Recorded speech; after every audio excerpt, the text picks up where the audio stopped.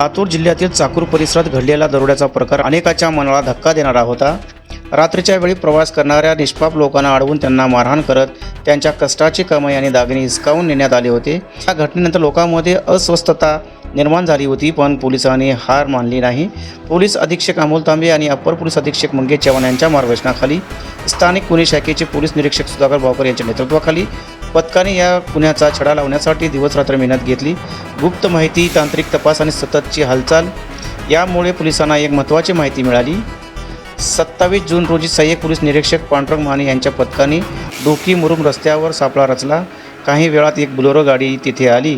पोलिसांनी थांबण्याचा प्रयत्न करताच गाडीतले तिघे पळून जाण्याचा प्रयत्न करू लागले, पण पोलिसांनी तत्काळ धाडस दाखवत पाठलाग केला आणि रवी मोहन काळे या 19 वर्षाच्या तरुणाला पकडले। बाकीचे साथीदार अंधाराचा फायदा घेत पसार झाले। जेव्हा पोलिसांनी गाडीची तपासणी केली तेव्हा आत सापडलेले दृश्य पाहून सगळ्यांना धक्का बसला।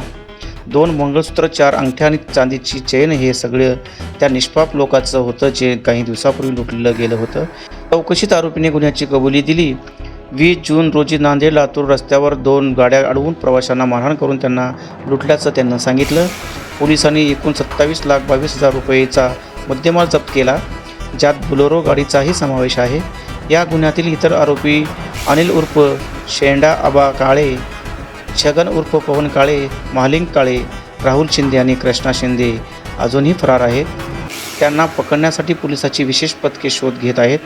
ही कारवाई यशस्वी करण्यासाठी सहाय्यक पोलीस निरीक्षक पांडुरंग माने, अमित पुणेकर, पोलीस उपनिरीक्षक राजाभाऊ घाडगे, अमर केंद्रे, त्यांच्यासोबतचे सर्व पोलीस कर्मचारी युवराज गिरी, संजय कांबळे, मोहन सुरवशे, सूर्यकांत कलमे, राजेश कंचे, प्रदीप स्वामी, सिद्धेश्वर मदने, काकासाहेब बोचरे, राहुल कांबळे, जमीर शेख, तुळशीराम बोरुरे, पाराजी पुट्टेवाड, गोविंद भोसले, चंद्रकांत केंद्रे, संतोष खाडेकर, बंडू निटोरे, शैलेश सुडे, अंजली गायकवाड, रामदास बाचीफळे, गोरोबा इगोले, दयानंद सूर्यवंशी आणि पोलीस फोटोग्राफर सुहास जाधव यांनी मोठं धाडस आणि चिकाटी दाखवली।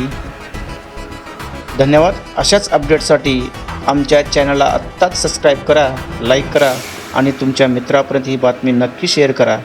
धन्यवाद।